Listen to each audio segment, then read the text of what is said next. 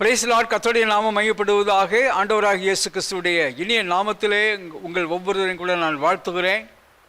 பரிசுத்த தெய்வத்தினுடைய கிருபையும் இரக்கமும் தயவும் அன்பும் பாதுகாவலும் நம் ஒவ்வொருவரோடும் கூட அற்புதமாய் நேர்த்தியாய் இந்த நாள் மட்டுமாக நடத்தி வந்ததற்காக கர்த்தருக்கு கோடி நன்றிகளை துதிகளை ஸ்தோத்திரங்களை நான் ஏறெடுத்து அவரை நான் மையப்படுத்துகிறேன்.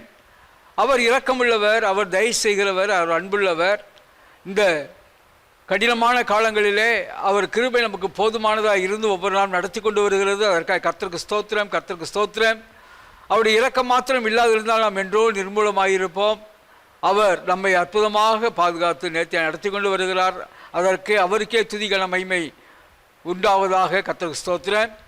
இப்பொழுது கூட தேவனுடைய வார்த்தைக்காக நாம் அவரை நோக்கி பார்ப்போம். மகா பரிசுத்தமும் மகிமையும் வல்லமையும் கிருபையும் இரக்கமும் பரலோக பிதாவை துதிக்கிறோம், ஸ்தோத்தரிக்கிறோம். தேவரே எங்களோடு பேச வேண்டுமா ஜெபிக்கிறோம். பரிசுத்த ஆவியானவர் உம்முடைய வார்த்தை மூலமாக எங்களை போஷிப்பீராக.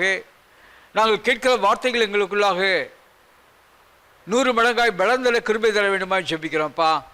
ஆவியானவர் எங்கள் இருந்தெங்களெல்லாம் ஆயத்தப்படுத்துங்க. நீங்கள் பேசுங்கப்பா, நாங்கள் கேட்கிறோம். மையப்படுங்க, ஆசீர்வதித்துக் கொடுங்க. இயேசு ராஜாவின் ஈடு இணைற்ற இன்ப நாமத்தில் ஜெபிக்கிறோம் எங்கள் ஜீவனில் நல்ல தகப்பனே. ஆமேன், ஆமேன். கர்த்தருக்கு மகிமை உண்டாவதாக. இந்த நாளிலும் கூட நாம் தியானத்திற்காக எடுத்துக்கொண்ட செய்தியினுடைய தலைப்பு ஆவியில் மந்தம் மரித்த நிலை மாற. நம்முடைய ஆவியில் உற்சாகமாக ஜீவனுள்ள நிலை காணப்பட வேண்டும். அது ஒரு சில நேரங்களில் அந்த உற்சாகமும் அந்த மகிழ்ச்சியான தன்மையும் அது சந்தர்ப்ப சூழ்நிலைகளினாலே அது குறைந்து போகிறதாக காணப்படுகிறது. சமயத்திலே அது அப்படி குறையும் கூடும் விதமாக அது இருக்கிறது. எது ஏனென்று சொன்னால் அது மனிதன் பலவிதமான சூழ்நிலை வழியாக கடந்து போகிற பொழுது இவ்விதமாக அது ஏற்படுகிறதா இருக்கிறது. ஆனால் நாம் அவ்விதமாக இருக்கிற சூழ்நிலைகளே நம்மை கர்த்தருக்குள்ளாக, கர்த்தருடைய ஆவிக்குள்ளாக சீர் செய்து சரி செய்து கொள்ள வேண்டியது மிகவும் அவசியம். அதற்காக அந்த தலைப்பில் நம்ம 3 நிலையில் நம்ம சொல்லியிருக்கோம் பாருங்கள். ஆவியில் மந்த நிலை, மரத்த நிலை, மரித்த நிலை. இப்போ முதலாவது அது அவ்விதமாகத்தான் அது ஆரம்பிக்கும். ஒரு மந்தமாக இருக்கிற மாதிரி, அதிக ஒரு செயல்பாடு இல்லாத மாதிரி இருக்கும்.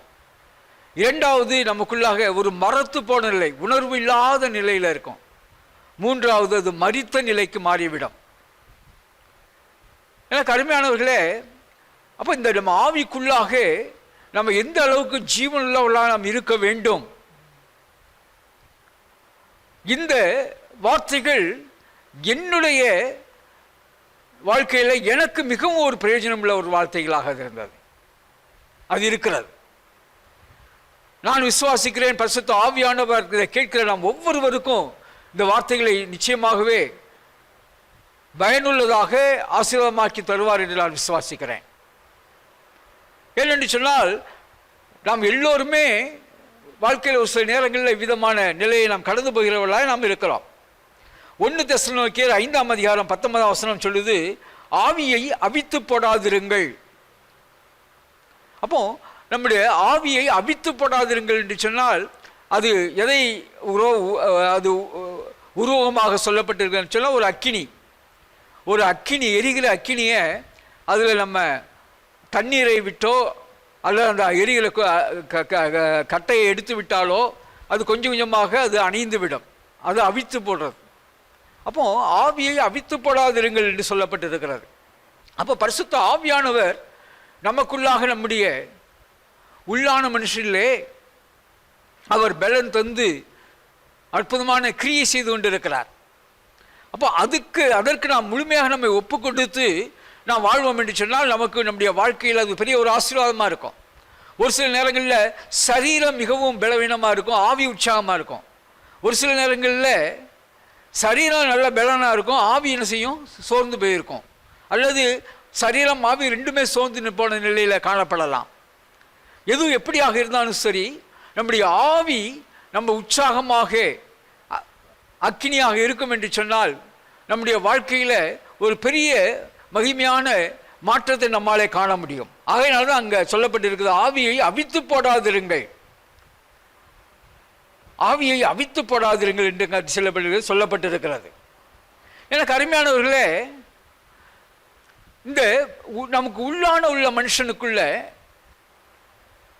நம்முடைய ஆத்மாவும் ஆவியும் இணைந்ததான உள்ளான மனுஷன், அந்த உள்ளான மனுஷன் பரிசுத்த ஆவியானவராலே பலன் பெறுகிறான், தேவனுடைய வார்த்தையினாலே பலன் பெறுகிறான். நம்முடைய சரீரம் எப்படி உணவினாலே ஆகாரத்தினாலே பலன் பெறுகிறதோ அதுபோல நம்முடைய உள்ளான மனுஷன் வார்த்தையினாலும் பரிசுத்த ஆவியானவராலும் பலன் பெறுகிறதா இருக்கிறது. அப்போ இந்த நிலையிலே நாம் இருக்கிற பொழுது எப்படி நமக்கு உணவு அன்றாடம் தேவைப்படுகிறதோ அதுபோல நமக்கு பரிசுத்த ஆவியானவருடைய நிறைவும் ஜீவனுள்ள வார்த்தையும் நமக்கு அன்றாடம் தேவைப்படுகிறது. இதற்கு உதாரணமாக ஒரு வசனத்தை நான் சொல்கிறேன். ரோமர் 1:20 எப்படி என்றால், காணப்படாதவைகள் ஆகிய அவருடைய நித்திய வல்லமை தேவத்துவம் என்பவைகள் உண்டாக்கப்பட்டிருக்கிறவைகளினாலே உலகம் உண்டானது முதற்கொண்டு தெளிவாய் காணப்படும், ஆதலால் அவர்கள் போக்கு சொல்ல இடமில்லை. இப்போ இந்த வசனம் எதை குறிக்கிறது என்று சொன்னால், ஸ்பிரிச்சுவல் திங்ஸ், ஆவிக்குரிய காரியங்கள், தெய்வீகத்துக்குரிய காரியங்கள் நம்மாலே கண்களாலே காண முடியாது. ஆனால் அதே நேரத்தில் இந்த உலகத்தில் சிருஷ்டிக்கப்பட்டிருக்கிற எல்லா காரியங்களையும் நான் கூர்ந்து கவனிக்கும் பொழுது தெய்வத்தினுடைய மகத்துவமான வல்லமைகள் விளங்குகிறது. இப்போது ரோட்டில் ஒரு கார் போகுது, பென்ஸ் கார் போகுது. அந்த பென்ஸ் காரை பார்க்குறோம், ஆனால் யாரும் நம்ம அந்த ஃபேக்ட்ரியை நம்ம பார்த்ததில்லை. ஆனால் நமக்கு அந்த பென்ஸ் காரை பார்க்கும்போது தெரியுது, இது வந்து ஒரு ஃபேக்ட்ரியில் இது தயாராகிருக்குன்னு தெரியுது. அதே போல் தெய்வத்தையும் அந்த தெய்வீகத்தையும் நம்மால் என்ன செய்யலை, தெய்வத்தை பார்க்கலை. ஆனால் அவர் சிருஷ்டித்த வானத்தையும் நட்சத்திரத்தையும் பூமியையும் இந்த மகத்துவங்களையும் காணும் பொழுது, ஓ, இதற்கு பின்பாக இருக்கிற ஒரு மகிமையான ஆண்டவர் சிருஷ்டிகர் இருக்கிறார் என்பதை நம்மாலே பார்க்க முடிகிறது. அப்போ நாம் காண்கிறதை வைத்து நாம் காணாதவைகளை நாம் நிச்சயிக்க முடிகிறது. அதுபோலதான் அநேக காரியங்கள் நம்முடைய ஆவிக்குரிய வாழ்க்கையிலும் அதுபோல இருக்கிறது. எப்படி என்று சொன்னால், உதாரணமாக சொல்லுவோமே, இப்போ நம்முடைய சரீரம் இருக்கிறது. நம்முடைய சரீரத்தில் உள்ள ஒரு சின்ன ஒரு உதாரணத்தை சொல்லுகிறேன். நம்முடைய சரீரத்துக்குள்ள கிட்டத்தட்ட 200 வகையான செல்கள் இருக்கிறது. அந்த செல்கள் மொத்தம் எவ்வளவுன்னு சொன்னால் 30 ட்ரில்லியன் செல்கள் இருக்குதுன்னு சொல்கிறாங்க. 30 ட்ரில்லியன் என்று சொன்னால் 30 லட்சம் கோடி. அதாவது 30 போட்டு அதுக்கு பக்கத்தில் ஒரு 12 சைவர் போட்டாங்கன்னா அதுதான் 30 ட்ரில்லியன். அதாவது 30 லட்சம் கோடி நம்ம சரீரத்தில் செல்கள் இருக்கிறது. அதில் அதிகமாக 80% எது இருக்குன்னு சொன்னால் நம்முடைய சிகப்பு இரத்த அணுக்கள் இருக்கிறது. அது கிட்டத்தட்ட 80% சொன்னால் கிட்டத்தட்ட 25 லட்சம் கோடி நம்ம சரீரத்தில் இருக்கு. கவனிங்க, இந்த சிகப்பு அணுக்களுடைய லைஃப் டைம், அதுக்கு ஒரு லைஃப் டைம் இருக்குது. இவ்வளோ நாள் தான் அது உயிரோடு இருக்குன்ட்டு 120 நாட்கள். அந்த 120 நாட்களில் அந்த செல் மரித்து விடும். அப்போ அது மரித்து போகிற அந்த செல்லு என்ன ஆகும்னா, அது நம்முடைய சிஸ்டத்திலிருந்து அப்புறப்படுத்தப்படும். ஆனால் அதற்கு பதிலாக புதிதாக அதே அளவுக்கு செல்கள் சேர்க்கப்படும். அப்போ இந்த ஒவ்வொரு நாளிலும் என்ன சொல்லுதுன்னா, ஒவ்வொரு நாளிலும் கிட்டத்தட்ட 200 பில்லியன் புதிய செல்கள் ஒவ்வொரு நாளும் நம்முடைய உடம்புல உருவாகிக்கிட்டு இருக்கு. அப்போ 200 பில்லியன் செல்லு ஒரு நாளைக்கு டெய்லி மறிச்சிக்கிட்டு இருக்கு. யோசித்து பார்ப்போம், இப்படி இந்த மறிக்கிறது நீக்கப்பட்டு அந்த புதிதாக உள்ள செல்களால் உடலில் மீண்டுமாக சேர்க்கப்படவில்லை என்று சொன்னால் அந்த உடல்நிலை எப்படி இருக்கும் யோசித்து பார்ப்போம். அதே போல் இன்னொரு எக்ஸாம்பிள் கூட சொல்லலாம். ஒரு நீரிழிவு டயபெட்டிஸ் உள்ளவங்களுக்கு காலில் பார்த்தீங்கன்னா முதல்ல லேசாக கொஞ்சம் மரத்து போகிற மாதிரி இருக்கும். அப்புறம் கொஞ்சம் பெயின் அதிகமாக தெரியாமல் கொஞ்சம் லேசாக தெரிகிற மாதிரி இருக்கும். அப்புறம் கொஞ்ச நாள் பார்த்தீங்கன்னா சுத்தமாக உணர்வே இருக்காது. அதுக்கு பிறகு பார்த்தோம்னா அந்த உறுப்பு அப்படியே செத்து போயிடும். அது அந்த மனிதனுடைய மரணத்துக்கு கூட கொண்டு போயிடும். இப்போ ஏன் இதையெல்லாம் சொல்கிறேன்னு சொன்னால், இயற்கையில் உள்ள காரியங்கள் நாம் அப்படியே அவைகளை நம்முடைய ஆவிக்குரிய வாழ்க்கையிலையும் நம்ம கம்பேர் பண்ண முடியும் என்பதற்காக நான் சொல்லுகிறேன். அப்போ நம்முடைய ஆத்மாவானது இவ்விதமாக மந்தமான நிலையில் போச்சுன்னு சொன்னால், அதை சரி செய்யவில்லை என்று சொன்னால் அதுக்கு அடுத்த என்ன நிலைக்கு போகும்? அது மரத்து போன நிலைக்கு போகும், உணர்வில்லாத நிலைக்கு போகும். அதற்கு அடுத்து என்ன செய்யும்? மரித்து போன நிலைக்கு போய்விடும்.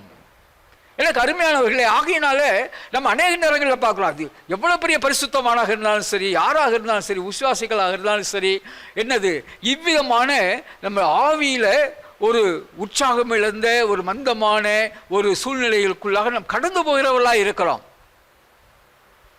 அப்போ அவ்விதமாக நாம் நம்முடைய இருக்கிற சூழ்நிலைகளில் நம்மை நாம் மீண்டுமாக பரிசுத்த ஆவியானவருக்குள்ள புதுப்பித்துக் கொள்ள வேண்டும் ஆவியில். அப்படி இல்லை என்று சொன்னால் அது கொஞ்சம் கொஞ்சமாக ஒரு மரித்து போன நிலையில் தேவனை விட்டு முழுமையாக வெளியிலே போய்விடுகிறதான ஒரு நிலைமையிலே போய்விடுவோம். ஆகினால் இதை குறித்து நாம் மிக எச்சரிக்கையாக இருக்க வேண்டும். பரிசுத்த ஆவியானவர் இதை குறித்து நிலத்தில் மிக அதிகமாக பேசிக்கொண்டிருக்கிறார். ஜனங்களுக்கு இதை குறித்து பேச வேண்டும் என்கிற ஒரு வாஞ்சையை, ஒரு பாரத்தை எனக்குள்ளாக கொடுத்து கொண்டிருக்கிறார். எனக்கு அருமையானவர்களே, குறிப்பாக இந்த காலங்களில் அவ்விதமான ஒரு சோர்வுகள் நம்முடைய ஆவியில் வருவதற்கு அதிகமான வாய்ப்புகள் இருக்கிறது. ஆகையினால அவ்விதமான காரணம், அதுக்கு என்ன காரணங்கள், என்ன காரணத்தினால அவ்விதமாக வருகிறது என்பதை நம்ம பார்த்தோம் சொன்னா, முதலாவது அந்த ரட்சிப்பின் மகத்துவத்தை அனுதினமும் உணர்ந்து நன்றியுள்ளவர்களாக நம்ம இருக்க மாட்டோம். தேவன் நாம் மையப்படுவா, கர்த்தருக்கு ஸ்தோத்திரம். அந்த ரட்சிப்பு என்பது வேதம் சொல்லுகிறது, ஒரு மனிதன் ஒரு ஆத்மா ரட்சிக்கப்படுகிற போது பரலோகத்தில் உள்ள எல்லா தூது சேனைகளும் எல்லா நிச்சயதான் மகிழ்ந்து களி கூறுகிறதாம், ஒரு மகிழ்ச்சியின் ஆரவாரம் உண்டாகலாம். இரண்டாவது சொல்லப்பட்டிருக்கிறது, ஒரு ஆத்மா, உன்னுடைய ஆத்மாவை நீ நஷ்டப்படுத்தின உலகத்தில் உள்ள முழு பொருளை கொடுத்தாலும் அதுக்கு ஈடாகாது. அப்போ இவ்வளவு விலையேற பெற்ற ஒரு ரட்சிப்பு, அதை நாம் பெற்றுக்கொண்டோம் என்று சொன்னால் நம்ம எவ்வளவு அதை குறித்து நம்ம அனுதினம் கொண்டாட வேண்டியதாக இருக்கிறது. அல்லேலூயா. அது எவ்வளவு ஒரு அற்புதமான ஒரு ஆனந்தமான ஒரு அனுபவமாக இருக்கு. அது அற்பமானது இல்லை, அதெல்லாம் மனுஷனுக்கு புரியாதது இல்லை. சும்மா ஒரு செருப்பு வாங்கிட்டு வந்தான்னா கூட, ஒரு 2000 ரூபாய்க்கு செருப்பு வாங்கிட்டு வந்தான்னா 4 நாள் வெளியே போட மாட்டான். அதை எடுத்து போயிட்டு வெளியில் வந்த உடனே தொடச்சி சோஃபா கீழே வைப்பான். ஏன்? அதனுடைய மதிப்பு தெரியுது. அப்புறம் கொஞ்சம் பழசாச்சுன்னா வெளியில் போட்டுருவான். ரட்சிப்பு உடைய மகிமையை நாம் நம்முடைய வாழ்நாளிலே ஒவ்வொரு நாளும் அதை அனுபவித்து அனுபவித்து அனுபவித்து அதை நாம் கொண்டாடி அதில் நாம் சந்தோஷப்படுவோம் என்று சொன்னால் இந்த சோர்வு வராது. அப்படி காரணம் என்ன? அதான் பார்த்துட்டு இருக்கிறோம். நம்முடைய வாழ்க்கையில் இதை குறித்து நம்ம எவ்வளவு ஒரு மகத்துவமான ஒரு பொக்கிஷத்தை கர்த்தர் நமக்கு இலவசமாய் கொடுத்திருக்கிறார். எவ்வளவு அற்புதமான ஒரு காரியம். அதை நாம் சரியான முறையில் அதை மனதில் வைத்து போற்றவில்லை என்று சொன்னால், சந்தோஷப்படலை என்று சொன்னால், இந்த மந்தமான நிலை நம்முடைய ஆவிக்குள்ளே உண்டாகும், மந்தமான நிலை உண்டாகும். அடுத்த காரியம் என்ன அப்படின்னு சொல்லி பார்த்தோம் சொன்னா, உலகத்தின் பிற எண்ணங்கள், கர்த்தருடைய வாழ்க்கை, கர்த்தர் நமக்கு கொடுத்திருக்க வாழ்க்கை, கர்த்தருடைய நோக்கங்கள், இவைகளை நாம் சிந்தித்துக் கொண்டிராதபடிக்கு நம்முடைய சிந்தையில முழுமையாக ஆக்கிரமிக்கிறது என்ன? நம்முடைய சிந்தையில் என்ன ஆக்கிரமிக்குது? அது எப்படி நம்ம தெரியும்? நமக்கு சிந்தையில் என்ன ஆக்கிரமிக்கிறது எப்படி தெரியும்? 10 நிமிஷம் கிடைச்சுன்னா உடனே செல்லை எடுத்து வாட்ஸ்அப் பார்ப்போம், யூடியூப் பார்ப்போம். நம்ம அந்த ஒரு நம்மை ஒடுக்கி அந்த தேவனுடைய வார்த்தைக்காக நம்ம அதை செலவிடுறதில்லை, ஜெபிக்கிறது செலவிடுறதில்லை, தேவனை மையப்படுத்துறது செலவிடுறதில்லை. அப்போ நம்ம அப்படின்னா என்ன அர்த்தம்? நம்முடைய எண்ணத்தை எது ஆட்கொண்டு இருக்கிறது? ஒரு சிலர் என்ன நினைப்பாங்க, பணத்தையும் நினைச்சிட்டு இருப்பாங்க. பணம், இன்னொரு சுயநலம், பொறுமை இல்லாத ஒரு தன்மை, தவறான வாழ்க்கை முறை, பிறரை எப்போ குற்றம் கண்டுபிடிக்கிறது, பொறாமப்படுறது, பயங்கரமாக பொறாமை, எதுக்கெடுத்தாலும் பொறாமப்படுறது, தீய எண்ணங்கள், கோபங்கள், சண்டைகள். அப்போ இவைகளினால தங்களுடைய சிந்தையை நிரப்பிக்கொண்டே இருப்பார்கள். தீமையான காரியங்களினால, அசுத்தங்களினால சிந்தையை நிரப்பிக்கொண்டே இருப்பார்கள். அங்கே என்ன இல்லை முக்கியத்துவம்? இங்கே யாருக்கு இல்லை? கர்த்தருக்கு இல்லை, வார்த்தைக்கு இல்லை, பரிசுத்த ஆவியானவருக்கு இல்லை, கர்த்தர் மீது நமக்காக நம்முடைய வாழ்க்கையில் வைத்திருக்க நோக்கங்களுக்கு இல்லை. எனக்கு அருமையானவர்கள், அப்படி இருக்கிற பொழுது என்ன ஆகும்னு சொன்னால், நம்முடைய ஆவியிலே மந்த நிலை, மரத்த நிலை உண்டாகி அது கடைசியில் மரித்த நிலைக்கு நம்மை கொண்டு போய்விடும். அதைத்தான் மத்தேயு 13:22 வாசிக்கிறோம். முள்ளுள்ள இடங்களில் விதைக்கப்பட்டவன் வசனத்தை கேட்கிறவனாய் இருந்தும் உலக கவலையும் ஐஸ்வர்யத்தின் மயக்கமும் வசனத்தை நெருக்கி போடுகிறதினால் அவன் பலனற்று போவான். அப்போ இந்த காரியங்கள் என்ன செய்யுது? வசனத்தை, அப்போ தேவனுடைய முக்கியத்துவத்தை, பரிசுத்த ஆவியானவருடைய மகிமையை, அது இந்த வாழ்க்கையில் உள்ள ஒரு மகத்துவமான காரியங்களை என்ன செய்தான்? இதெல்லாம் நெருக்கி போடுகிறது. ஆகையினாலே அதனுடைய மகிமை தெரியாதவனாய், உணர்வு இல்லாதவனாய் நாளுக்கு நாள் அவன் போய்விடுவான். அதான் வெளிப்படுத்தின விசேஷத்தில் எச்சரித்து கர்த்தர் சொல்லுகிறார். வெளிப்படுத்த 3:15 பார்க்கிறோம். உன் கிரியைகளை நீ அறிந்திருக்கிறேன், நீ குளிரும் அல்ல அனலும் அல்ல, நீ குளிராயாவது அனலாயாவது இருந்தால் நலமாயிருக்கும். இப்படி நீ குளிருமின்றி அனலுமின்றி வெதுவெதுப்பாய் இருக்கிறபடியால் உன்னை என் வாயினின்று வாந்தி பண்ணி போடுவேன். நீ நிர்பாக்கியம் உள்ளவனும் பரிதபிக்கப்படத்தக்கவனும் தரித்திரனும் குருடனும் நிர்வாணியுமாய் இருக்கிறதை அறியாமல் நான் ஐஸ்வர்யவான் என்றும் திவ்ய சம்பளன் என்றும் எனக்கு ஒரு குறைவும் இல்லை என்று சொல்லுகிறபடியால், அப்போ அங்கே பார்க்கிறோம், அவனுக்கு ஒரு உணர்வு இல்லாத ஒரு தன்மையை அங்கே காட்டுகிறது. அனலும் இல்லை குளிரும் இல்லை, தேவனாலே ஏற்றுக்கொள்ள முடியாத வாந்தி பண்ணி போடப்படக்கூடியதான ஒரு நிலையிலே அந்த ஆவி இருக்கிறது. தேவனை நாம் மையப்படுவா. கர்த்தருக்கு ஸ்தோத்திரம். நம்ம ஏற்றுக்கொள்ளுவார் யார்? இந்த உலகத்தில் ஏற்றுக்கொள்வதற்கு ஒவ்வொரு காரியத்துக்கும் ஒவ்வொருத்தர் ஏற்றுக்கொள்ளலாம். பணம் இருந்தால் நிறையா ஃப்ரெண்ட்ஸ் ஏற்றுக்கொள்ளுவாங்கல்ல. பார்க்குறதுக்கு ஸ்மார்ட்டாக இருந்தால் நிறையா பேர் ஏற்றுக்கொள்ளுவாங்க. நம்ம பார்ப்போம், 2 குழந்தை இருக்குது, ஒரு குழந்தை ரொம்ப சப்பியாக ரொம்ப அழகாக இருக்குது, ஒரு குழந்தை பாவமாக இருக்குது. யார் போய் எந்த குழந்தைய எல்லோரும் போய் கொஞ்சுவாங்க? அந்த அந்த ரொம்ப சப்பியாக அழகாக இருக்க குழந்தைய எல்லாரும் போகும்போது கொஞ்சிட்டு போவாங்க. இப்போ அது எதற்காக சொல்ல வர்றேன்னு சொன்னால், இவ்விதமாக ஒவ்வொருவரும் ஒவ்வொருவரையே பாராட்டலாம். ஆனால் நம்முடைய பாராட்டு யார்கிட்ட வரணும்? நம்முடைய ஏற்பு எப்படியா இருக்கணும்? கர்த்தரிடத்திலே நாம் கர்த்தர் நம்மை ஏற்றுக்கொள்கிறவர்களாக நம்முடைய வாழ்க்கை இருக்கணும். இது கர்த்தருக்கு ஏற்புடையதாக இருக்குமா? இது இது ஓகேன்னு நான் நினைக்கிறது இல்லை. whether this is acceptable to God. எனக்கு அருமையானவர்களே, அப்படித்தான் அங்கே காயினுடைய அவன் மனசுக்கு ஓகே அப்படின்னு நினைச்சான். ஆனால் அந்த காணிக்கையை கர்த்தரால் ஏற்றுக்கொள்ள முடியவில்லை. காயினை ஏற்றுக்கொள்ள முடியவில்லை, அவனுக்குள்ள விசுவாசம் இல்லை. எனக்கு அருமையானவர்களே, நாம் ஏற்றுக்கொள்ளத்தக்கவர்களாக இருக்கிறோமா அல்லது கர்த்தராலே வாந்தி பண்ணி போடக்கூடிய நிலையில் இருக்கிறோமா? அதைத்தான் நம்ம ஆவிக்குரிய குளிர்ச்சி நிலை என்று சொல்லுகிறோம். அப்போ இங்கே பார்க்கிறோம், நம்முடைய ஆவியில் எப்படிப்பட்ட நிலையில்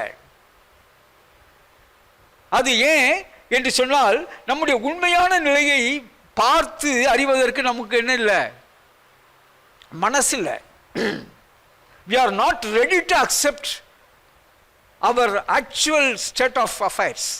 நான் இப்படி தான் இருக்கிறேனா அப்படிங்கிறத என்னால் அக்செப்ட் பண்ணிக்க முடியலை. என்னால் அக்செப்ட் பண்ண முடியல, பிறகு சொல்லும் போது அக்செப்ட் பண்ணிக்க முடியல. நீ இப்படி தான்ப்பா இருக்கிற, என்னால் அக்செப்ட் பண்ணிக்க முடியலை. எப்படி நாம் மையப்படுவதாக அதை தங்க நாம் பார்க்கிறோம். அவன் நிர்பாக்கியம் உள்ளவன், பரிதவிக்கப்பட்டவன், தரித்திரன், குருடன், நிர்வாணி. அப்படி இருந்து என்ன சொல்றானா, நான் ஐஸ்வர்யவானும் திரவிய சம்பந்தம் என்று எனக்கு ஒரு குறையும் இல்லை என்று சொல்லுகிறபடியால், எனக்கு அருமையானவர்களே, இப்படிப்பட்ட ஒரு நிலைமை என்ன செய்யும்? நம்முடைய ஆவிக்குரிய நிலையில மந்த நிலையில கொண்டு போய்விடும். ஆவிக்குரிய மந்த நிலையில கொண்டு போய் விட்டுவிடும். அதுக்கடுத்து தேவனிடத்தில் பெற்றுக்கொண்டதின் மகத்துவத்தை உணர்ந்து அதிலே சந்தோஷப்படாமல் இருத்தல். அநேகர் பார்த்தோம்னு சொன்னா ஏன் சோர்ந்து போறாங்க, ஏன் அந்த ஆவியில் சோர்ந்து வருதுன்னு சொன்னா, கர்த்தர் மகிமையான காரியங்களை செய்து கொண்டே இருக்கிறார். ஒவ்வொரு நாள் செஞ்சுட்டு இருக்கிறாருங்க, ஒவ்வொரு நாள் செஞ்சுட்டு இருக்கிறார், ஒவ்வொரு நாள் செய்கிறார். அதை நம்மளால் பார்த்து அதனுடைய மகத்துவத்தை அதற்காக நம் கர்த்தருக்கு நன்றி சொல்ல முடியல. உதாரணம் சொன்னோம்னு சொன்னால், வண்டியில் போகிறோம், எதுக்கு ஒரு வண்டி வருது, கீழே தட்டி விழுந்துடுறோம். விழுந்த உடனே பார்த்தோம்னா ஓரளவுக்கு வண்டி தான் லேசப்பட்டு, நமக்கு எதுவுமே ஸ்க்ராச்சஸே இல்லை, அடியே படலை. நம்ம என்ன செய்வோம்? சபையில் வந்து சாட்சி சொல்லுவோம், கர்த்தர் என்னை அற்புதமாய் காத்துக்கொண்டார், நான் விழுந்தேன், எனக்கு ஒரு அடி கூட படலை. சந்தோஷப்படுறோம், மகிமைப்படுத்துகிறோம் கர்த்தரை. நான் சொல்கிறேன், என்றைக்கோ ஒரு நாள் தானே விழுந்து, அன்றைக்கி கர்த்தரை மகிமைப்படுத்துறியே, இவ்வளவு நாள் நீ கீழே விழுகாம என்னை காத்துக்கொண்டா, அதுக்கு நீ மகிமைப்படுத்தினே கர்த்தரை. அல்லேலூயா. அப்போ மனிதனுடைய மென்டாலிட்டி, ஆண்டவரே நான் இன்னைக்கு போயிட்டு வந்தேன் ஆண்டவர், விழுகவே இல்லை ஆண்டவரை, என்னை பாதுகாத்து கொண்டீங்க, போக்குவரத்தில் என்னை காத்துக்கொண்டீங்க ஆண்டவரை, விழுந்து எனக்கு அடிபடலைன்னு சொல்கிற அந்த சந்தோஷத்தை விட இது எத்தனை மேலே உங்கள் சந்தோஷமாக இருக்கும் யோசிச்சு பாருங்க. நான் பட்டினியாக இருந்தேன் ஆண்டவரை, எனக்கு சாப்பாடு கொடுத்தீங்க ஆண்டவரை, ஓ என்று சொல்லி நன்றி சொல்கிறோம் சமயத்தில், ஒரு நேரத்தில்.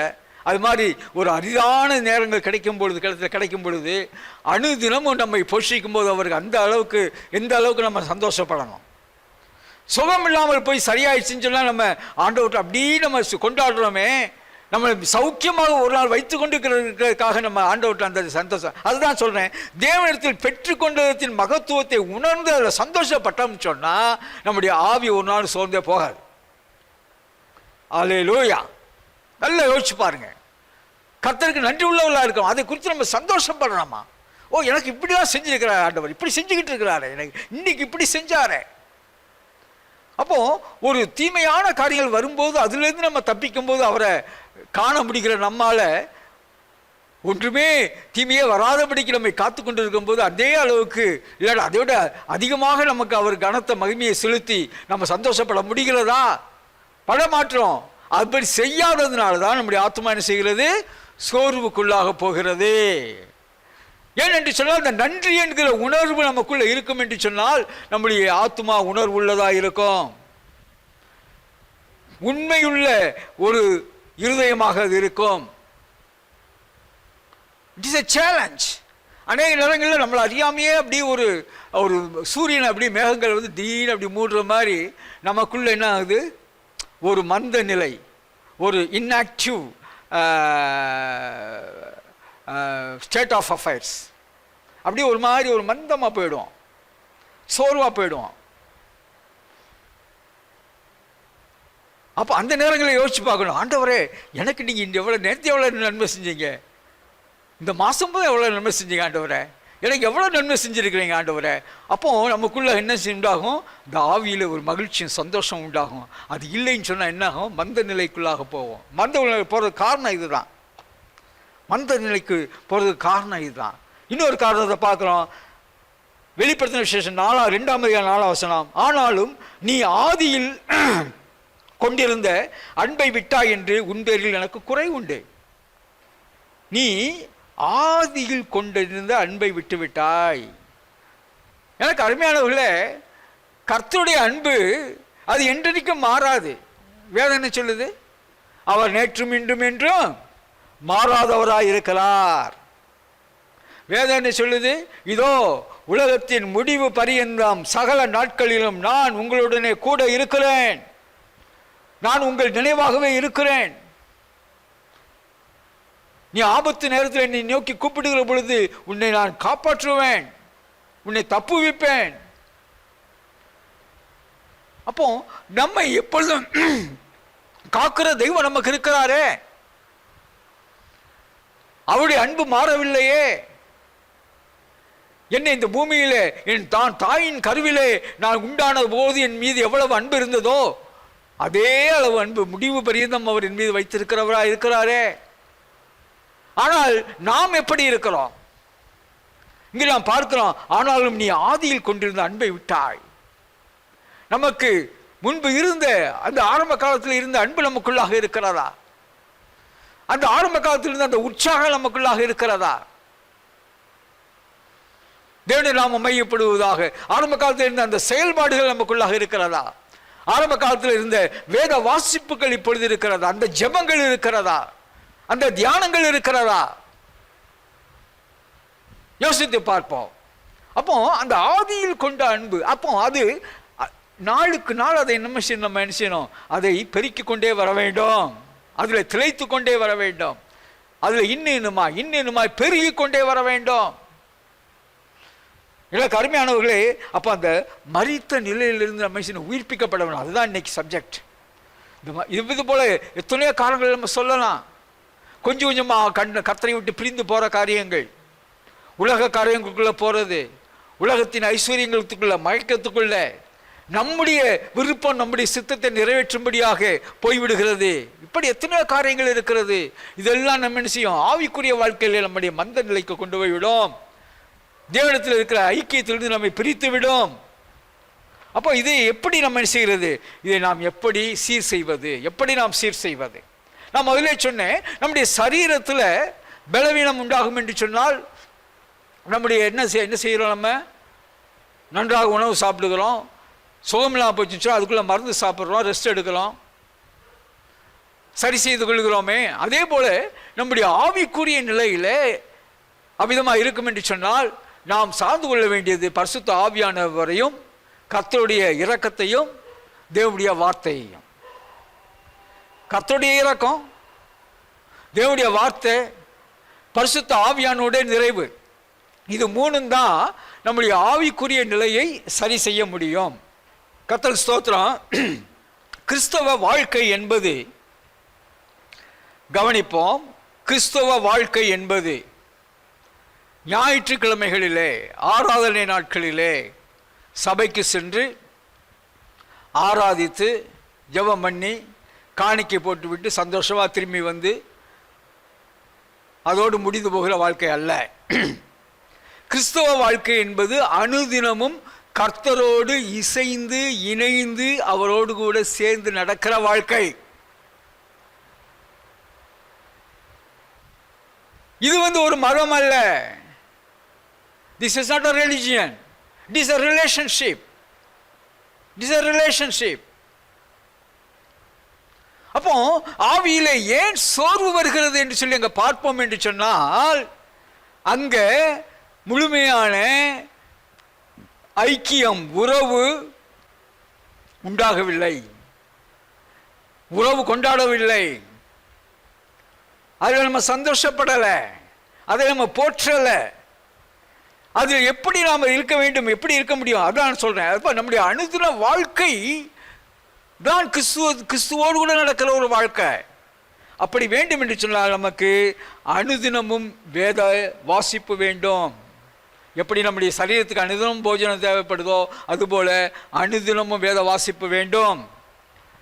அனுதினமும் வேதத்தை நாம் கற்றுக்கொள்ள வேண்டும். அனுதினமும் வேதத்தை நாம் தியானிக்க வேண்டும். அனுதினமும் வேதத்தை தியானிக்கணும். அது அப்பொழுதுதான் அந்த வேதத்தினுடைய வார்த்தையினுடைய சாரம் நம்முடைய ஆத்மாவுக்குள்ள ஆவிக்குள்ள போகும், நம்மை உயிர்ப்பிக்கும், நம்மளை ஜீவன் உள்ளதாக வைக்கும். சும்மா வாசிச்சுட்டு போறது கிடையாது. எனக்கு அருமையானவர்களே, நாம் கிறிஸ்துவோடு கூட இசைந்து இணைந்து அவரோடு கூட நடக்கிறதான ஒரு வாழ்க்கை வாழ்கிறது தான். அந்த வாழ்க்கையில் எவ்வளவு குறைவுபடுகிறதோ அந்த அளவுக்கு நம்முடைய ஆவியினுடைய நிலைமை குறைவுபடும். ஜெபம் குறைஞ்சா கர்த்தருக்குள்ள இருக்கிற பிரசன்னம் குறையும். வேத வாசிப்பு குறையுதா கர்த்தருக்குள்ள உள்ள பிரசன்னம் குறையும். வேத தியானம் குறையுதா கர்த்தருக்குள்ள உள்ள பிரசன்னம் குறையும். ஏன்னு சொன்னால் அவைகள் தான் நமக்குள்ளாக இருந்து நமக்கு ஜீவனாக இருந்து நம்மை அற்புதமாக வழி நடத்துகிறதா இது இருக்கிறது. அப்போ ஜெபம், அனுதினமும் ஜெபம், அனுதினமும் அவரை மகிமைப்படுத்தி ஆராதனைங்கிறது ஒரு நாள் பாடல் பாடிட்டு ஆராதிச்சுட்டு போறது கிடையாது. ஆராதனையிலே நாம் தேவனை மகிமைப்படுத்துகிறோம். அப்போ தேவனை மகிமைப்படுத்துகிறது நம்முடைய ஒவ்வொரு மூச்சிலும், ஒவ்வொரு பேச்சிலும், ஒவ்வொரு செய்கைகளிலும், ஒவ்வொரு நாளிலும், ஒவ்வொரு மணி நேரத்திலும் அது காணப்பட வேண்டும். அதுதான் ஆண்டவரை மகிமைப்படும், அதுதான் ஆராதனை. அல்லேலூயா. It is not just singing few songs. No. It is a life with God. அது தேவனோடு கூட இசைந்த ஒரு அற்புதமான வாழ்க்கை. அது அற்புதமான வாழ்க்கை. தேவனுடைய நாமம் மையப்படுவதாக. கர்த்தருக்கு ஸ்தோத்திரம், கர்த்தருக்கு ஸ்தோத்திரம்.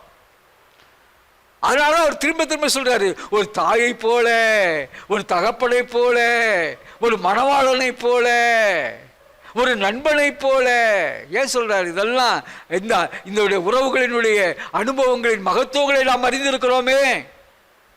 அப்போ நம்முடைய ஆண்டவராக தெய்வம். அப்போ இதை போல நம்மோடு உறவு கொள்கிற தெய்வம் அல்லவா? அப்போ அந்த ஒரு உறவில் நாம் நிலைத்திருக்க வேண்டும் என்று சொன்னால் அவரை போற. அப்புறம் நல்லா கவனிப்போம், அனுதினமும் அவரை போல மாறுவதற்கு நம்ம பிரயாசம் எடுத்தோம் என்று சொன்னால் ஆவியில உற்சாகம் இருக்கும். ஆமென். எனக்கு அருமையானவர்களே, நம்ம போக வேண்டிய தூரம் ரொம்ப தூரம். நாம் செல்ல வேண்டிய பயணம் வெகு தூரம், வெகு தூரம், வெகு தூரம் கடந்து போகணும். ஆனால் அதை நாம் நடந்து சென்று அதை நாம் கடந்து செல்வதற்கு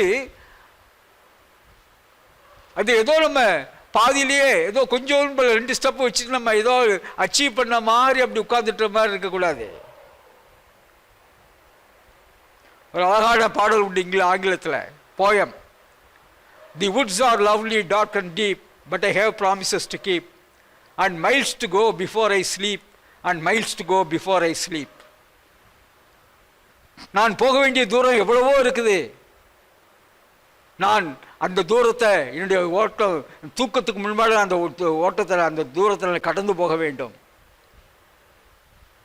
I have to go there, reach there. நம்முடைய பயணம் மிகுந்த ஒரு நீண்ட பயணம். அப்போ இதை எதற்கு கம்பேர் பண்றோம்? நாம் கிறிஸ்துவை போல மாறுவது என்பது ஒரு நீண்ட பயணம். நம்முடைய வாழ்நாள் போல ஒவ்வொரு நாளும் ஒவ்வொன்றுக்காக நம்ம முயற்சி பண்ணி கர்த்தரை ஜெபிச்சு மாற ஒப்பு கொடுத்து அப்படியே அந்த பாதையிலே நம்ம என்ன செய்வோம்? நம்முடைய வாழ்க்கையை முடிச்சிருவோம். அப்போ இவ்வளவு தூரம் நம்ம போக வேண்டி இருக்கிறதே, அதற்காக நம்ம அனுதினமும் பிரயாசப்பட்டோம் என்று சொன்னால் எப்படி அங்கே சோர்வு உள்ள ஒரு வாழ்க்கையாக அது மாறும்? அல்லேலூயா. சும்மா வேலை வெட்டி இல்லாமல் உட்காந்துருந்தா சோர்வு உண்டாயிரும். வேலை வெட்டி இல்லாமல் இருந்தால் தூக்கம் வரும். வேலை வெட்டி இல்லாமல் இருந்தால் அப்படியே ரொம்ப டல் ஆகிடும்.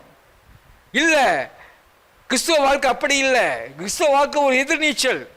கிறிஸ்துவ வாழ்க்கை நம்மை உருவாக்குகிற வாழ்க்கை. அவருக்குள்ள நாம் ஒப்பு கொடுத்து நாம் உருவாகுகிற வாழ்க்கைங்க. அப்புறம் எப்படி நமக்குள்ள சோர்வு எப்படி வரும் சொல்லுங்க? we are not sitting idle. எனக்கு அருமையானவர்களே, கர்த்தர் பரிசுத்த ஆவியானவர் நம்மோடு பேசிக்கொண்டிருக்கிறார். அநேகருடைய ஆவியினுடைய மந்த நிலையை பரிசுத்த ஆவியானவர் கண்டு வேதனைப்பட்டு கொண்டிருக்கிறார். மந்த நிலை, அப்புறம் மரத்து போன நிலை, அதுக்கப்புறம் மரிச்சு போன நிலை. மனம் திரும்புங்கள். வேண்டாம், இந்த அமிதமான ஒரு வாழ்க்கை வேண்டாம். நம்ம என்ன செய்வோம்? நமக்கு நிறைய இருக்குது கிறிஸ்துவத்தில். அப்போ கிறிஸ்துவை போல மாற அனுதினமும் பிரயாசம். சாட்சியான வாழ்க்கை, கர்த்தருக்கு சாட்சியான வாழ்க்கை, அவரை மகிமைப்படுத்துகிற வாழ்க்கை, ஊழியம். அல்லேலூயா. கவனிங்க, உங்களுக்கு என்னைக்கு ரொம்ப சோர்வா இருக்குதா, டக்குன்னு போய் ஒருத்தவங்களுக்கு சுவிசேஷம் சொல்லுங்க. சோர்வா இருக்கிறீங்களா, டக்குன்னு ஒரு 10 ரூபா எடுத்துட்டு அப்படியே போங்க. ரோட்டில் யாராவது ஒரு ஏழை ஒரு பிச்சைக்காரில் பார்த்தீங்கன்னா அவன்கிட்ட கொடுங்க, சோர்வுலாம் போயிடும். அல்லேலூயா. ஏன்? எனக்கு அருமையானவர்களே, நமக்கு நமக்கு நமக்கு என்று சொல்லி நாம் வாழ்ந்து கொண்டிருப்போம் என்றால் அந்த வாழ்க்கை சோர்வான வாழ்க்கையாக தான் இருக்கும். என்னைக்குமே சந்தோஷத்தை கொடுக்காது. Just try to live for others. பிறருக்காக ஒரு வாழ்க்கையை நம்ம வாழ்ந்து பாருங்க, அது மிகுந்த சந்தோஷமாக அது இருக்கும். மிகுந்த சந்தோஷமாக இருக்கும். நமக்காக வாழ்கிறதை விட அது 1000 மடங்கு சந்தோஷமான ஒரு வாழ்க்கையாக இருக்கும். தேவனை நாம் மையப்படுவா. கர்த்தருக்கு ஸ்தோத்திரம். அதை அனுபவிக்கணுங்க. அதை அனுபவிச்சு பார்க்கணும். அப்பதான் அந்த ஆவியானவர் எப்பவுமே எப்படி இருப்பாரு? உற்சாகமாய் நமக்குள்ள இருப்பார். ஊழியம் செஞ்சு பாருங்க, நற்கிரியைகளை செய்யுங்கள். அப்போ இவைகளெல்லாம் நம்ம செய்து கொண்டே இருக்கும்போது நமக்குள்ள என்ன ஆகும் அப்படின்னு சொல்ல, நம்முடைய ஆவி அப்படியே அனல் கொண்டு எழுந்து கொண்டே இருக்கும். நம்ம எரிந்து கொண்டே இருப்போம். பாதுகால பாடினார், எரிந்து கொண்டே இருப்பேன் என்று சொல்லி பாடினார். அல்லேலூயா. எப்படி எரிந்து கொண்டே இருப்பேன்? எப்படி எரிந்து கொண்டு இருப்பீங்க? கர்த்தருக்காக வாழ்ந்தா எரிந்து கொண்டு இருப்போம். நமக்காக வாழ்ந்தோம்னா ஒரு நாள் நம்ம பிரகாசிக்க முடியாது. கர்த்தருக்காக, அவருடைய மகிமைக்காக, அவருடைய ஊழியத்திற்காக, பிறருடைய நன்மைக்காக நன்மை செஞ்சு பாருங்க. அதில் உள்ள சந்தோஷத்தை பாருங்க. ஒரு சாப்பாடு இல்லாமனுக்கு ஒரு சாப்பாடு வாங்கி கொடுத்து பாருங்க. அவன் சாப்பிட்றத பார்த்து சந்தோஷப்பட்டு பாருங்க. ஏன்னா மையப்படுவா கர்த்தருக்கு ஸ்தோத்திரம். சந்தோஷம் இருக்குங்க. நம்முடைய வாழ்க்கையில் ஒரு அர்த்தம் இருக்கு. நமக்காக நம்ம வாழ்ற வரைக்கும் நம்ம வாழ்க்கையில் அர்த்தமே கிடையாது. அல்லேலூயா. கிறிஸ்துவுக்காக வாழ்ந்தோம்னா நம்முடைய வாழ்க்கையில் அர்த்தம் இருக்குது. பிறருக்காக வாழ்ந்தோம்னா நம்முடைய வாழ்க்கையில் அர்த்தம் இருக்குது. நமக்காக வாழ்கிறதுல ஒரு அர்த்தமும் இல்லை.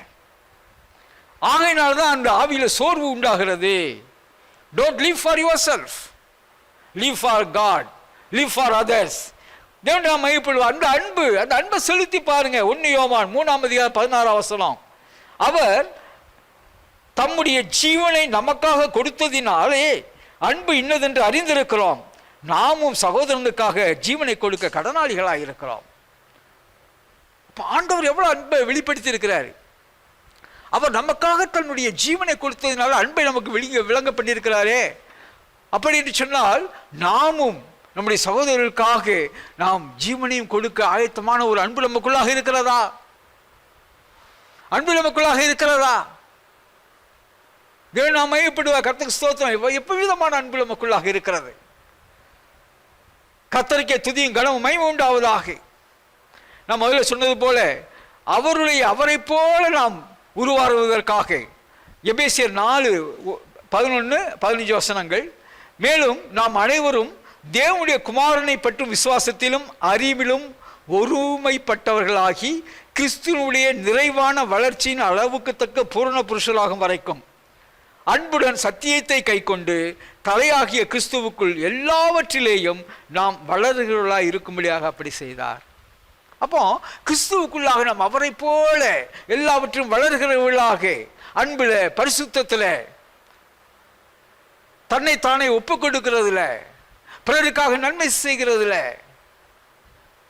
பிதாவின் சித்தத்தை நிறைவேற்றுகிறதுல, ஜெப வாழ்க்கையில, அப்போ ஆண்டவராக இயேசுவை போல நாம் மாறும்படியாக கர்த்தருடைய நாமம் மகிமைப்படுவதாக. கர்த்தருக்கு ஸ்தோத்திரம், கர்த்தருக்கு ஸ்தோத்திரம். நாம் முன்பே சொன்னது போல நாம் செல்ல வேண்டிய தூரம் வெகு தூரம். பிலிப்பியர் 3:12 வாசிக்கிறோம். நான் அடைந்தாயிற்று அல்லது முற்றிலும் தேறினவன் ஆனேன் என்று எண்ணாமல் கிறிஸ்து இயேசுவினால் நான் எதற்காக பிடிக்கப்பட்டேனோ அதை நான் பிடித்துக் கொள்ளும்படி ஆசையாய் தொடர்கிறேன். ஆசையாய் நான் தொடர்கிறேன். அதான் சொன்னேன், நம்ம போக வேண்டிய தூரம் எவ்வளவோ தூரம் இருக்குது. எவ்வளவோ தூரம் இருக்கு நம்ம போக வேண்டிய தூரம். எவ்வளவு தூரம் இருக்கு. நாம் சோர்ந்து போவதில்லை. நான் அடைந்தாயிற்று முற்றிலும் தேறிவனான் எண்ணாமல் கிறிஸ்து இயேசுவினால் நான் எதற்காக பிடிக்கப்பட்டேனோ அதை பிடித்துக் கொள்ளும்படி ஆசையாய் தொடர்கிறேன். அல்லேலூயா. மகளே, மகளே, உனக்காக கர்த்தர் ஒரு மகத்துவமான நோக்கத்தை வைத்திருக்கிறாரே. இப்படியே உட்கார்ந்துட்டேனா எப்படி? நான் அடைந்தாயிற்று, முற்றிலும் தேறினவனானேன், இனிமேல் ஒண்ணுமில்லை. பவுல் சொல்றாரு, நீ எதற்காக நான் பிடிக்கப்பட்டேனோ அதை நான் பிடித்துக் கொள்ளும்படி ஆசையாய் தொடர்கிறேன். அந்த ஆசை இருக்குதா? அந்த ஆசை இருக்கும் சொன்னா உற்சாகம் வரும். அந்த உற்சாகம் இருக்குன்னு சொன்னா நம்முடைய ஆவி என்ன செஞ்சிடும்? அனலாயிடும். கர்த்தரை மகிமைப்படுவதா? கர்த்தருக்கு ஸ்தோத்திரம். அப்ப அந்த ஆவியின் மந்த நிலை வராது. அவரை பின்பற்ற ஆசை இருக்கிறதா? அவருடைய சித்தத்தை நிறைவேற்ற ஆசை இருக்கிறதா? அவர் அவருடைய வாழ்க்கையில் வைத்திருக்கிற அந்த அற்புதமான மகிமையான நோக்கத்தை நிறைவேற்றுவதற்கு உனக்கு ஆசை இருக்கிறதா? நான் மையப்படுவா? கர்த்தருக்கு ஸ்தோத்திரம், கர்த்தருக்கு ஸ்தோத்திரம். ரோமர் 12:11 அசதியாயிராமல் ஜாக்கிரதையாயிருங்கள், ஆவியிலே அனலாயிருங்கள், கர்த்தருக்கு ஊழியம் செய்யுங்கள். கர்த்தருக்காக நம்ம ஏதாவது செஞ்சோம்னா நம்ம எப்படி இருப்போம்? அனலா இருப்போம், அக்னியா இருப்போம். கர்த்தர் நம்மளை அனலாய் மாற்றுவார், அக்னியாய் மாற்றுவார். தேவனுக்கு மகிமை உண்டாவதா? கர்த்தருக்கு ஸ்தோத்திரம். ஆகினாலே அசதியா இராமல் ஜாக்கிரதையா இருக்க கடவோம். அசதியா இல்லாமல் ஜாக்கிரதையா இருப்போம். ஜாக்கிரதைங்கிற வார்த்தை இங்க சொல்லப்பட்டு இருக்கிறது. அப்ப அந்த அசதியை போக்கணும்னு சொன்னா நமக்குள்ள ஜாக்கிரதை இருக்கணும். நிர்விசாரங்கள் இருக்கக்கூடாது. ஏனோதான தன்மை, சோம்பேறித்தனம், ஒரு எதுலையுமே ஒரு இன்ட்ரெஸ்ட் இல்லாத ஒரு தன்மை, இவ இப்படிலாம் இருக்கும் சொன்னால் நம்ம சோர்ந்து போய் விடுவோம்.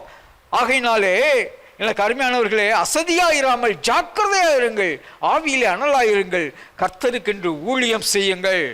ஏதாவது செய்யுங்க. கர்த்தருக்கு மகிமையான காரியங்களை செய்யுங்க. நம்ம ஒவ்வொருவருக்கும் கர்த்தர் ஒரு வேலை வச்சிருக்கிறாரு, ஒரு ஊழியத்தை வச்சிருக்கிறாரு. நாம் ஜெபித்து அவர்கிட்ட கேட்போம் சொன்னால் நிச்சயமாக வெளிவாசல்களை திறக்க அவர் வல்லவராக இருக்கிறார். அசதியா இருக்கிறாதீங்க.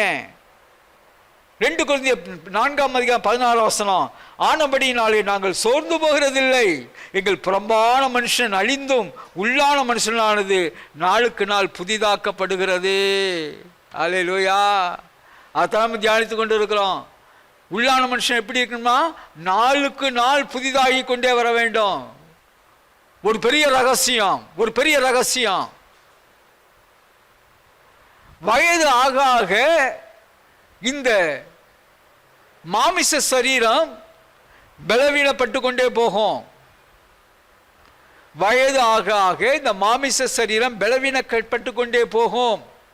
ஆனால் கிறிஸ்துவுக்குள்ளாக நமக்கு வயது அதிகமாக அதிகமாக கிறிஸ்துவுக்குள்ளான உறவிலே நாம் வளர வளர வளர வளர நம்முடைய உள்ளான மனுஷன் அதிகமாக பலப்பட்டு கொண்டே வருவான். நம்ம ஆவிக்குரிய வளர்ச்சியில் ஒரு பெரிய முதிர்ச்சியை நாம் அடைவோம். ஆவிக்குரிய வாழ்க்கையில் நாம் அநேகருக்கு ஆசீர்வாதமான இருப்போம். ஆவிக்குரிய வாழ்க்கையில் நாம் கர்த்தருக்கு பிரியமானவர்களாக நாம் காணப்படுவோம். நமக்குள்ள ஆவிக்குரிய வாழ்க்கையில் ஒரு பெரிய மாற்றங்கள் நமக்குள்ளாக உண்டாகும். புதிய பலன் நமக்குள்ள இருக்கும். ஆனால் மாமிசத்திற்குரிய மனிதன் வயதாக வயதாக அது செய்வான், தளர்ந்து போய்விடுவான். ஆனால் உள்ளான மனுஷன் தேவனோடு உறவு கொள்ள கொள்ள இன்னுமா பலன் பெறுவான். அல்லேலூயா. கர்த்தருக்கு காத்திருக்கிறவர்கள் கழுகு போல பலனடைந்து சட்டைகளை அடைத்து, அல்லேலூயா, அவர்கள் ஓடினாலும் பார்க்குறோமே எப்படி கர்த்தருக்கு காத்துக்கிறதுனால. இப்போ கர்த்தருக்குள்ள இல்லை. இங்கே பவுல் சொல்றாரு 2 கொரிந்தியர் 4:16 ஆனபடினாலே நாங்கள் சோர்ந்து போகிறதில்லை, நாங்கள் சோர்ந்து போகிறதில்லை. எங்கள் புறம்பான மனுஷனானது அழிந்தோம், உள்ளான மனுஷனானது நாளுக்கு நாள் புதிதாக்கப்படுகிறது. It should be renew daily. அதை பற்றி தான் பேசிக்கிட்டு இருக்கிறோம். அதனால தான் அந்த செய்தியை ஆரம்பிக்கும் போது சொன்னேன், ஒவ்வொரு நாளும் எவ்வளவு செல்கள் அழிந்து கொண்டு இருக்கிறது. அது புதுப்பிக்கப்படாவிட்டால் புதிய செல் அந்த இடத்துக்கு வரலைன்னு சொன்னால் என்ன செய்யும்? இந்த சரீரம் ஒரு நாளைக்கு அவ்வளோதான், முடிஞ்சு போயிடும், ஃபினிஷ்ட். யோசிச்சு பாருங்க. உடலில் புது செல்கள் உண்டாகலைன்னு சொன்னால் சரியாக 120 நாளில் செத்து போயிடும். அதான் சொன்னாங்க. இப்போ அதாவது லைஃப் என்ன 120 டேஸு, 120 நாள். இன்றைக்கி கம்ப்ளீட் ஆன செல்லுலாம் இன்றைக்கி யாரும் செத்து போயிடும். இன்றைக்கி புதுசாக உண்டாகும். இன்றைக்கி உண்டாகிற செல் 120 நாள் இருக்கும். இப்போ பவுல் சொல்றாரு, என்னுடைய புறம்பான மனிதன் அழிந்தும் என்னுடைய உள்ளான மனுஷன் நாளுக்கு நாள் புதிதாக்கப்படுகிறது. எவ்ரி டே ஐ அம் ரெனியூட். இருக்கா அந்த அனுபவம்? அந்த அனுபவத்துக்குள்ள நம்ம இருந்தோம்னு சொன்னால் நம்முடைய ஆவி சோர்ந்து போகாது. அல்லேலூயா. ஆவி சோர்ந்து போகாது, உற்சாகமாக இருக்கும். ஏன்? அனுதினமும் நாம் புதுப்பிக்கப்படுகிறோம். உள்ளான மனுஷன் புதுப்பிக்கப்படுகிறானா? கர்த்தரை நாம் மையப்படுவா. கர்த்தருக்கு ஸ்தோத்திரம். ஒரு காரியம் நமக்கு ரொம்ப நல்லா தெரியுது. ஒரு 10 மணி நேரம் செல்லை யூஸ் பண்ணோன்னா டக்குன்னு ஒரு பவர் பிளக்கை போட்டு கொண்டு பவர் என்ன செய்யணும் சொல்லி வச்சிடறோம்.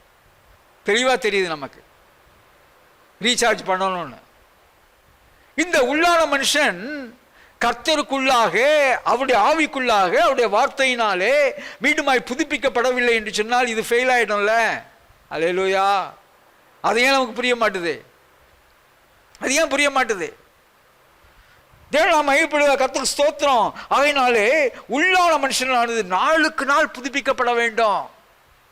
அப்படி இல்லை என்று சொன்னால் கொஞ்சம் கொஞ்சமா கொஞ்சம் கொஞ்சமா மந்த நிலை, மரத்து போன நிலை, அப்புறம் அப்படியே விட்டுட்டிங்கன்னா மரித்து போன நிலைக்கு போயிடும். நாளுக்கு நாள் அது புதுப்பிக்கப்பட வேண்டும். அப்போ பரிசுத்த ஆவியானவர் நமக்கு உற்சாகத்தை தருவார். பரிசுத்த ஆவியானவர் நமக்குள்ள செயல்படுவார். பரிசுத்த ஆவியானவர் சும்மா இருக்க விட மாட்டார். தேவன் மையப்படுவதா. கர்த்தருக்கு ஸ்தோத்திரம், கர்த்தருக்கு ஸ்தோத்திரம். ஒரு சட்டியில் தண்ணி வச்சுட்டு நீங்கள் ஒரு அடுப்பை பொறுத்து மேலே வச்சுட்டிங்கன்னா அது சும்மா இருக்காது. 5 நிமிஷம் தான். அதுக்கப்புறம் என்ன செய்யும்? கொதிக்க ஆரம்பிச்சிடும். ஃபயர் இருந்துச்சுன்னா அது சும்மா இருக்க முடியாது. சட்டியில் அரிசியை போட்டுட்டு ஸ்டவ் மேலே வச்சு, கேஸ்லாம் ஃபுல்லாக தான் இருக்குது, ஸ்டவ் மேலே வச்சுட்டு நீங்கள் நெருப்பை பொறுத்தவே இல்லை, போயிட்டீங்க, 4 நாள் ஆனாலும் அது அரிசியாக தான் இருக்கும், சோறாகாது. Where there is fire, then only some creation will take place. நமக்குள்ள அந்த பரிசுத்த ஆவியானவருடைய அக்கினி இருக்கும்போது தான் நம்ம புதுப்பிக்கப்பட முடியும். வார்த்தை இருக்கும்போது தான். அப்போ உள்ளான மனுஷனால் நாளுக்கு நாள் புதிதாக்கப்படுகிறது. நாம் மையப்படுவா கர்த்தருக்கு ஸ்தோத்திரம். எபேசியர்கள் 3:16 நீங்கள் அவருடைய ஆவியினாலே உள்ளான மனுஷனில் வல்லமையாய் பலப்படவும், சாதாரண வல்லமையாய் பலப்படவும், விசுவாசத்தினாலே கிறிஸ்து உங்கள் இருதயங்களில் வாசமாய் இருக்கவும் நீங்கள் அன்பிலே வேரூன்றி நிலை பெற்றவர்களாகி. அப்படி போகுது அந்த வசனம். அப்போ நீங்கள் அவருடைய ஆவியினாலே உள்ளான மனுஷனில் வல்லமையாய் பலப்படவும். அப்போ உள்ளான மனுஷன் நாளுக்கு நாள் புதுப்பிக்கப்படணும். அந்த உள்ளான மனுஷன் நாளுக்கு நாள் பலப்பட வேண்டும் என்று சொன்னால் எப்படி? பரிசுத்த ஆவியானவருடைய நிரப்புதலினாலே. பரிசுத்த ஆவியானவர் எப்படி நிரப்புவார் நம்மளை? தேவனுடைய வார்த்தையினாலே, அதை தியானிக்கிறதுனால, இந்த வார்த்தைகளை கேட்கும்போது நம்முடைய இருதயத்தில் அக்கினி மூண்டது என்று சொல்லுகிறோம். தேவனுடைய வார்த்தை அக்கினிக்கு இணையாக சொல்லப்படுகிறது. ஏழாம் மையப்படுவதாக. அப்போ ஆவியிலே உள்ளான மனுஷனில் வல்லமையாய் பலப்படவும் விசுவாசத்தினாலே கிறிஸ்து உங்கள் இருதயங்களில் வாசமாய் இருக்கவும். நம்ம விசுவாசிச்சோம்னா வார்த்தையாக கிறிஸ்து நம்முடைய இருதயத்தில் வாசமாக இருப்பார். இருதயத்தில் கிறிஸ்து எப்படி வாசமாக இருக்கிறாரு? வார்த்தை வடிவாய் வந்தவர். அல்லேலூயா. வார்த்தையாக நம்மிடத்தில் வாசமாக இருக்கிறார். வார்த்தையானவர் ஒரு மாமிசமாகி நம்ம இடத்துல காணப்பட்டார்.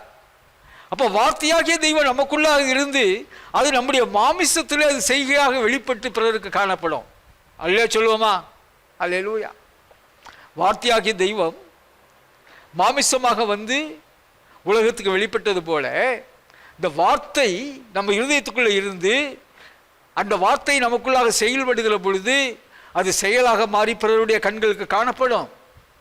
அப்போ அங்கே நாம் பார்க்கிறோம், விசுவாசத்தினாலே கிறிஸ்து உங்கள் இருதயங்களில் வாசமாய் இருக்கவும் நீங்கள் அன்பிலே வேரூன்றி.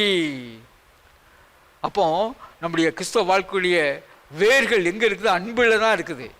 அன்பிலே வேரூன்றி நிலை பெற்றவர்களாகி, நிலை பெற்றவர்களாகி. கர்த்தரை நாம் மையப்படுவா. கர்த்தருக்கு ஸ்தோத்திரம். அப்போ நிலைச்சிருக்கணும், கர்த்தர்களை நிலைச்சிருக்கணும். இன்னைக்கு ஒரு மூடு, நாளைக்கு ஒரு மூடு, இன்னைக்கு ஒன்று செய்கிறோம், நாளைக்கு ஒன்று செய்கிறோம். அப்படி இல்லை. கர்த்தருக்குள்ள நிலைத்திருந்தால்தான் நான் பெருக முடியும். நிலைச்சிருக்கலைன்னா பெருக முடியாது. நிலைச்சிருக்கலைன்னா கனி கொடுக்க முடியாது. இதெல்லாம் மையப்படுவதாக நிலை பெற்றவர்களாக நம்ம இருக்க வேண்டும். இதெல்லாம் கடைசியாக 2 வசனத்தில் நம்ம வாசித்து முடிப்போம். பிலிப்பியர்கள் நிருபம் 2:12 13 ஆதலால் எனக்கு பிரியமானவர்களே, நீங்கள் எப்பொழுதும் கீழ்ப்படுகிறபடியே நான் உங்களுக்கு சமீபமாக இருக்கிற பொழுது மாத்திரமல்ல, நான் தூரமாக இருக்கிற பொழுதும் அதிக பயத்தோடும் நடுக்கத்தோடும் உங்கள் ரட்சிப்பு நிறைவேற பிரயாசப்படுங்கள். ஏனெனில் தேவனே தம்முடைய தயவுள்ள சித்தத்தின்படி விருப்பத்தையும் செய்யையும் உங்களில் உண்டாக்குகிறவராய் இருக்கிறார். தயவுசெய்து ரொம்ப முக்கியமான வசனம் கவனிப்போம். பிலிப்பியர் 2:12 ஆதலால் எனக்கு பிரியமானவர்களே, நீங்கள் எப்பொழுதும் கீழ்ப்படுகிறபடியே நான் உங்களுக்கு சமீபமாக இருக்கும்போது மாத்திரமல்ல, நான் தூரமாக இருக்கிற பொழுது இப்பொழுதும் அதிக பயத்தோடும் நடுக்கத்தோடும் உங்கள் ரட்சிப்பு நிறைவேற பிரயாசப்படுங்கள். இது ஒரு மிக முக்கியமான ஒரு காரியம். பவுல் சொல்றார், நான் உங்களை பார்த்துட்டு இருக்கும்போது, உங்க கூட இருக்கும்போது நீங்க எப்படி நடப்பீங்களோ அதே போல நான் இல்லாத போது நீங்க நடந்து கொள்ளுங்கள். அல்லேலூயா. ஒரு இடத்துக்கு போகிறோம், 4 பேர் நம்மளை பார்க்குறாங்க, உடனே நம்ம சரி பண்ணுறோம், இது பண்ணலாம் பண்ணுறோம். அப்படி அவங்க பார்க்கும்போது ரொம்ப கண்ணியமாக இருக்க மாதிரி நடக்கணும். மற்றவங்க பார்க்கும்போது சேட்டையெல்லாம் பண்ணுறது கிடையாது. மற்றவங்க முன்னாடி நம்ம பேரை கெடுத்துக்கிறதுக்கெல்லாம் அது மாதிரிலாம் இருக்க கிடையாது. அது மாதிரி காரியங்கள் செய்கிறது கிடையாது. அப்போது ஒரு உண்மையான மனிதனுடைய நிலை என்ன என்று சொன்னால், யாருமே பார்க்காத பொழுது அவனுடைய பிஹேவியர் எப்படி இருக்குதோ அவன் தான் உண்மையான மனிதன். அதுதான் உண்மை. தேவனால் மையப்படுவதாக. அதனால் பவுல் சொல்கிறார், நான் உங்கள்கிட்ட பார்த்துட்டு உங்கள் கூட இருக்கும்போது மாத்திரம் இல்லைப்பா, என்னுடைய இன்மை ஆப்சன்ஸ் ஆல்சோ. நம்ம பிள்ளைகளுக்கு நம்ம கற்றுக் கொடுக்கும்போது எப்படி கற்றுக் கொடுக்கணும்? ஒரு சில பெற்றோர்கள் சொல்லுவாங்க, டே தம்பி, கெஸ்ட்டு வராங்க, என்ன செய்யணும்? வாழை சுருட்டி வச்சுட்டு ஒழுங்காக இருக்கணும். இங்கே துள்ளுறது, அங்கே துள்ளுறது, அங்கே குதிக்கிறது இதெல்லாம் இருக்கக்கூடாது. அப்படி சமத்தாக உட்காந்துருந்துட்டு நல்ல பிள்ளைன்னு பேர் வாங்கணும். அந்த அங்கிள் போனதுக்கப்புறம் உனக்கு நான் சாக்லேட் தருவேன். அவன் எப்படி இருப்பான்? ரொம்ப சமத்தாக உட்காந்து சாக்லேட்டே அடிச்சுட்டு உட்காந்துருப்பான். That is not the behaviour. எந்த ஒரு சூழ்நிலையில் யாருமே இல்லாமல் பார்க்காது இருக்கும்போது ஒரு நல்ல ஒரு பிஹேவியர் இருக்கணும்ல, அதைத்தான் இங்கே பவுல் சொல்கிறார். பிள்ளைகளுக்கு அவங்க பார்க்கும்போது இது மாதிரி இருக்கணும்னு சொல்லி கொடுக்கக்கூடாது. எப்பொழுதுமே இது மாதிரி தான்ப்பா இருக்கணும், இதுதான் நல்ல பழக்கம், இப்படி தான் இருக்கணும் அப்படி சொல்லி கொடுத்தோம்னா அவன் என்ன செய்வான்? அப்போ நம்ம குழந்தைக்கு நம்மளே ஒரு போலியான வாழ்க்கையை வாழ்வதற்கு கற்றுக் கொடுக்குறோம். யோசிச்சு பாருங்க. சரி, அப்போ நாம் பயத்தோடும் நடுக்கத்தோடும் ரட்சிப்பு வேறு பிரயாசப்படுகிறது. Let that be fear and trembling. கர்த்தருடைய சமூகம், கர்த்தருடைய சமூகம். கர்த்தர் என்னை பார்த்து கொண்டு இருக்கிறார், என்னுடைய சிந்தையை அறிந்திருக்கிறார். அப்போ அதுக்குள்ளே நான் எப்படி இருக்கணும்? பிரயாசப்படுங்கள். ஏனெனில் தேவனே தம்முடைய தயவுள்ள சித்தத்தின்படி விருப்பத்தையும் செய்ய உங்களில் உண்டாக்குறவராக இருக்கிறார். இது ஒரு பெரிய சப்ஜெக்ட். அப்போ நம்ம அவ்விதமாக கர்த்தருக்கு முன்பாக உண்மையும் உத்தமமாக யாரும் பார்க்காத போது நம்ம கர்த்தர் நம்மளுக்கு உண்மையாக நம்ம இருக்கும்போது என்ன செய்வாரா? அவர் தம்முடைய தயவுள்ள சித்தத்தின்படி விருப்பத்தையும் செய்யையும் உங்களுக்குள்ளே உண்டாக்குவார். அப்போ தான் அவர் தன்னுடைய சித்தத்தை உங்களுக்குள்ளே தெரியப்படுத்துவார். அந்த சித்தத்தை நிறைவேற்றிருக்கிறதுக்கான வழிகளை வாசலை திறந்து கொடுப்பாரு. அந்த சித்தத்தை உங்களை கொண்டு நிறைவேற்றுவார். எப்போ?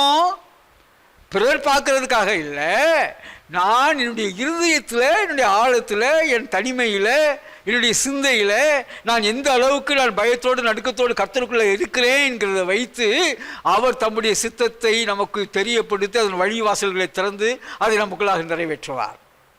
அப்போ அது இருக்கும்போது நமக்கு என்ன ஆகும்? பரிசுத்த ஆவியானவர் இருப்பார், அக்கினி இருக்கும், நம்மை உருவாக்குகிறதா இருக்கும், நம்ம மூலமாக செயல்படுகிறதா இருக்கும். தேவனை நாம் மையப்படுவதாக. சோர்வு என்பது நம்மை கவ்வ முடியாது. அல்லேலூயா. முதல்ல லேசாக கடிக்கும், அப்புறம் கவும், அப்புறம் முழுங்கிரும்.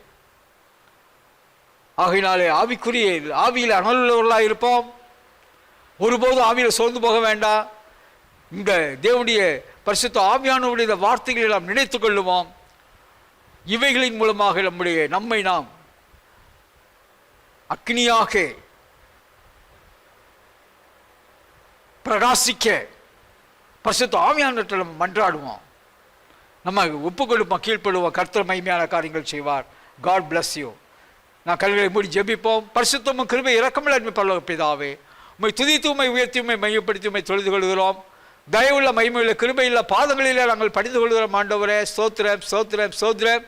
அப்பா, நீங்கள் பேசின வார்த்தைகளுக்காக நமக்கு நாங்கள் நன்றி செலுத்துகிறோம். ஆண்டவரே, அநேக நேரங்களில் அப்பா நாங்கள் சோர்ந்தவர்களாக காணப்படுகிறோம், சோர்ந்து போயிடுறோம். ஆண்டவரே, அப்பா, நாங்கள் எப்படி எங்களுடைய ஆத்மாவை நாங்கள் கட்டி எழுப்பணும், எப்படி உமக்குள்ளாக நாங்கள் கட்டப்படணும், உங்களுக்குள்ளாக நாங்கள் எப்படி அக்னியாக இருக்கணும், எப்படி செயல்படணும். ஓ ஹல்லேலூயா. பரிசுத்த ஆவியானவர் நீங்கள் பேசுனீங்க ஆண்டவரே. ஓ ஹல்லேலூயா, ஹல்லேலூயா, ஹல்லேலூயா. அப்பா, இதை நாங்கள் கேட்கிறவர்களாக மாத்திரமல்ல ஆண்டவரே, இவைகளை தினமும் எங்கள் வாழ்க்கையில் அப்பியாசித்து உமக்காக எழும்பி பிரகாசிக்க எங்களுக்கு உதவி செய்வீராக. ஒப்புக் கொடுக்கிறோம். நீங்கள் மையப்படுக்க ஆசீர்வதிங்க. இயேசு ராஜாதி ராஜாவின் ஈடு நேற்று நாமத்தில் ஜெபிக்கிறோம் எங்கள் ஜீவனில் நல்ல தகப்பனே.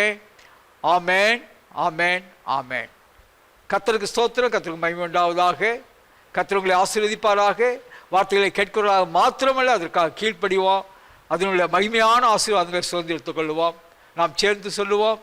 என் ஆத்துமாவே கர்த்தரை ஸ்தோத்திரி, என் முழு உள்ளமே கர்த்தருடைய பரிசுத்த நாமத்தை ஸ்தோத்திரி. என் ஆத்துமாவே கர்த்தரை ஸ்தோத்திரி, கர்த்தர் செய்த சகல உபகாரங்களையும் மறவாதே. ஆமேன், ஆமேன், ஆமேன். ஸ்தோத்திரம். கர்த்தர் உங்களை ஆசீர்வதிப்பாராக. God bless you. God bless you.